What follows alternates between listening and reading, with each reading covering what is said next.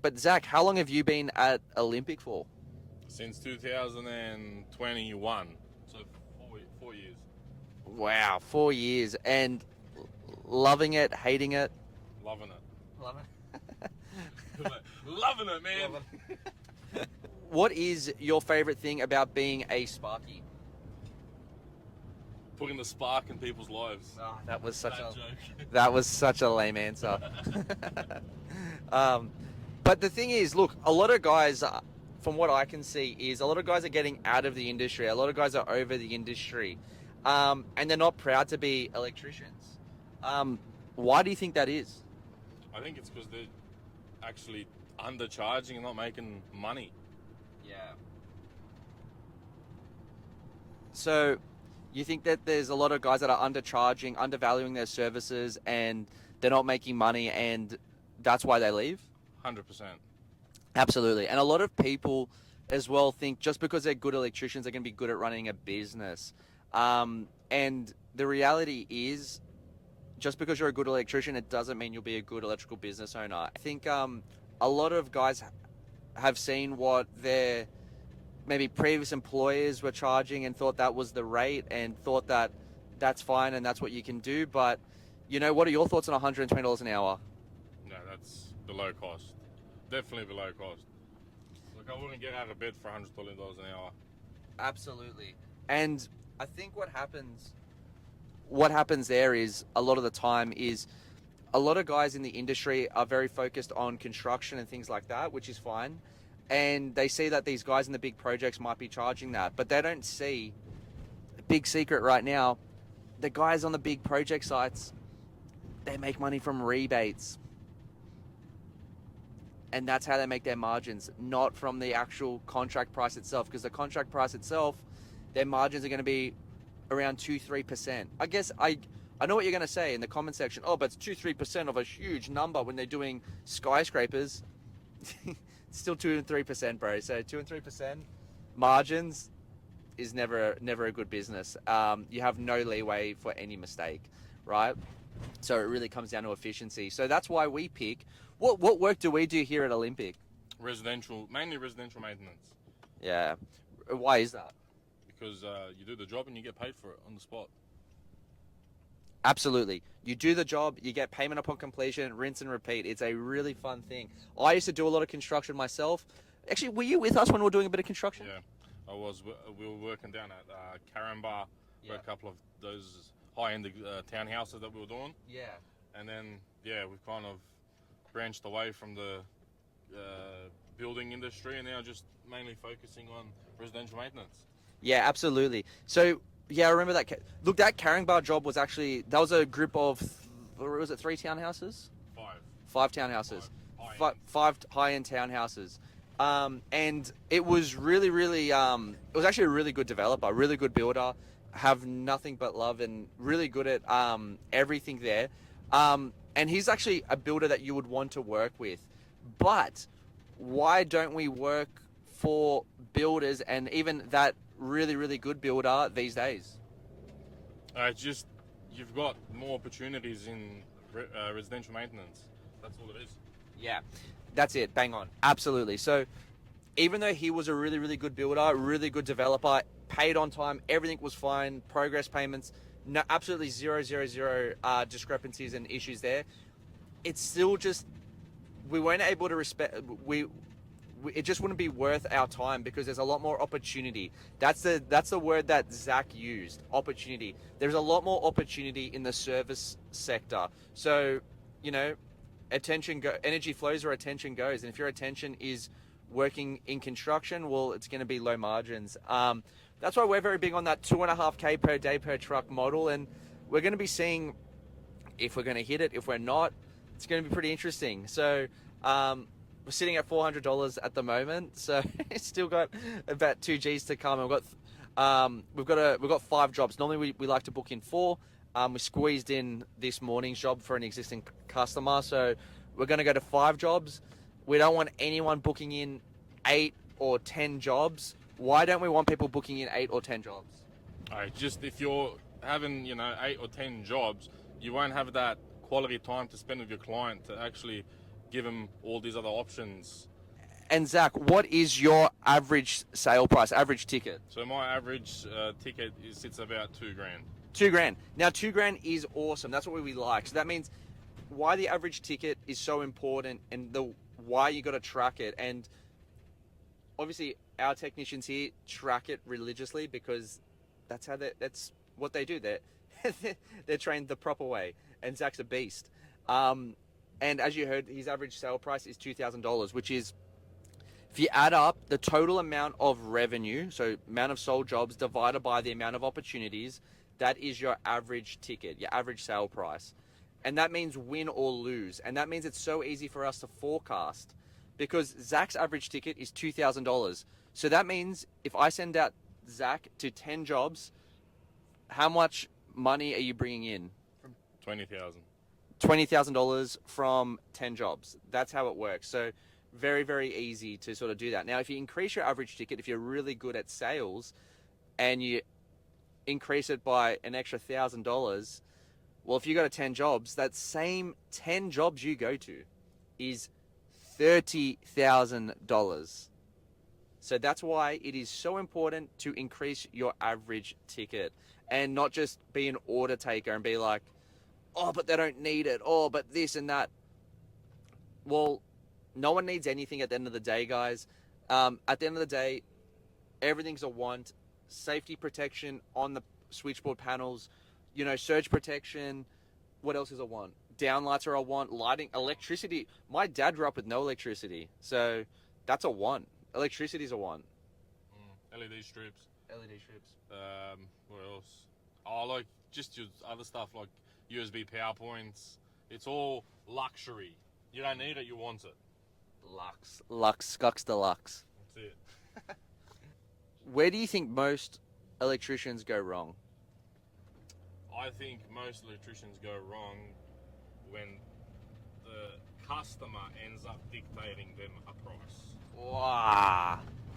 Wow, I love that. You got to assert your dominance. It's like they got you out there to provide a service, not for them to tell you what you're meant to charge. I love that. Guys, don't let your customers dictate the rates to you. We're the ones providing the service. We're the ones that... And is there something wrong with being more expensive than your competitors? Definitely not. And guys, there's always going to be someone cheaper. Like, come to town. You don't have to be cheap. Why would you want to be a cheap electrician? Like, why? Like, how does that make any sense? Like, I'm proud to be cheap. It means you're shit. Like, anything, like, how does... I don't know, that makes no sense. Does it make sense to you? No, at all. Zilch. We all should be kind of at the same price range. Yeah. And looking after each other, which I've found personally, when you come across plumbers, they all got their back. Yeah. Plumbers are always backing each other up. Yeah. So.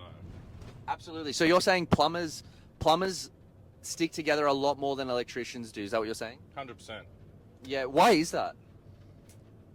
I just don't know. I think it's, like I said, all these electricians are just trying to squeeze in jobs and thinking that they're making money, but then when you kind of sit down at the end of the month and you work out your outgoings, then you realise, oh, hey, I'm not actually making any money. So that's why a lot of them, I think, that's the reason a lot of them are getting out of the industry.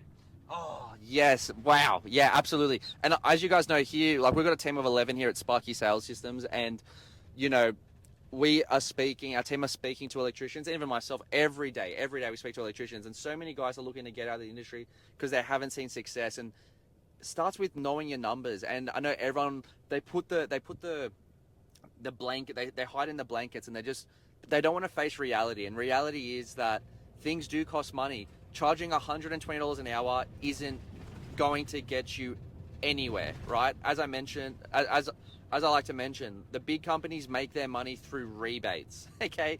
You don't have those rebates. So bringing those construction style pricing, and another thing, not only do those large project companies make their money from rebates, but there's a lot of shadow, or we like to call it ghost shadow contracting or ghost contracting going on. What that means is the union companies make their money through rebates, but they also make their money through shadow contracting because the union rates are so high.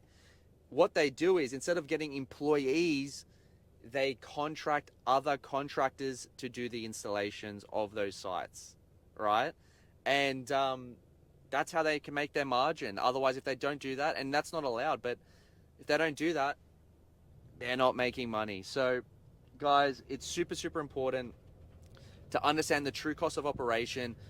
Don't ask what your friends are charging. Don't ask what your old boss was charging. You got to understand the numbers behind the business. Now, what do we like to charge out per hour here?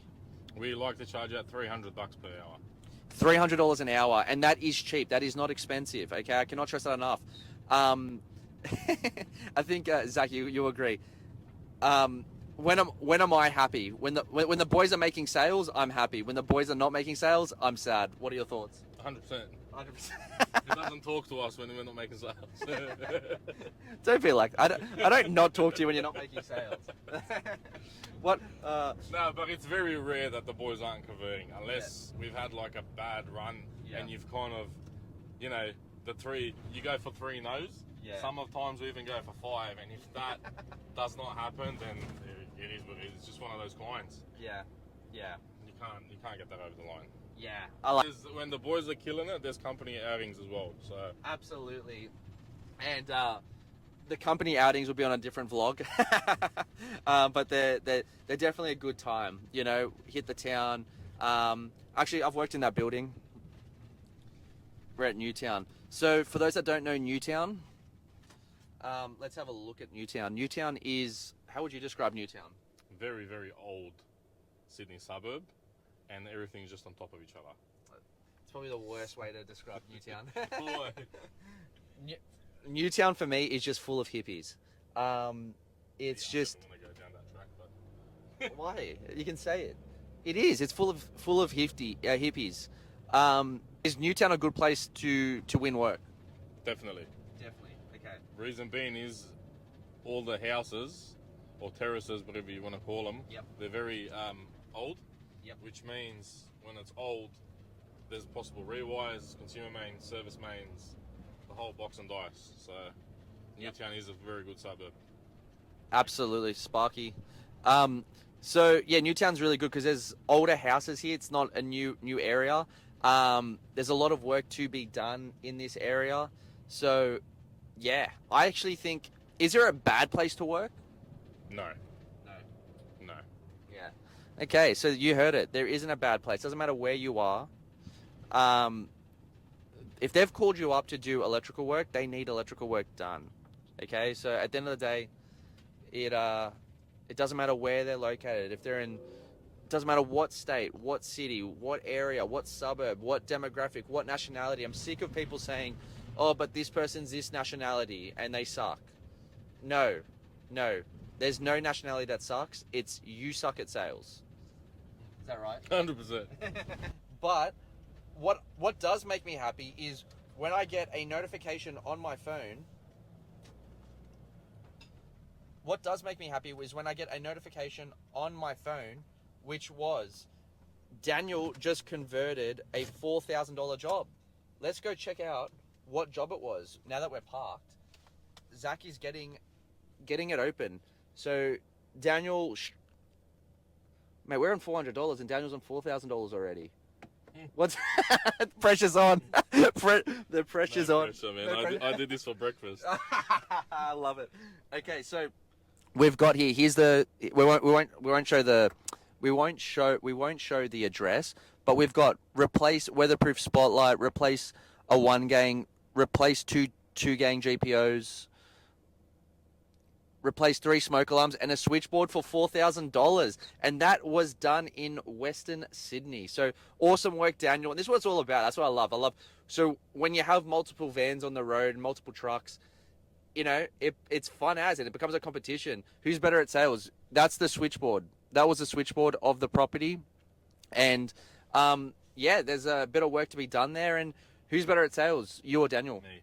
I'm not gonna say Daniel, it's me. You never Oh, doubt yourself, man. I like this. I Never like doubt this. yourself. You guys are pretty, and the good thing is it's very friendly competition, and you guys both absolutely pump it. You guys both have an average ticket of, circa that $2,000 average sale, which means win or lose, on average you bring in $2,000 per job, which is beautiful. Let's get Daniel's already hit $4,000 for the day. We're at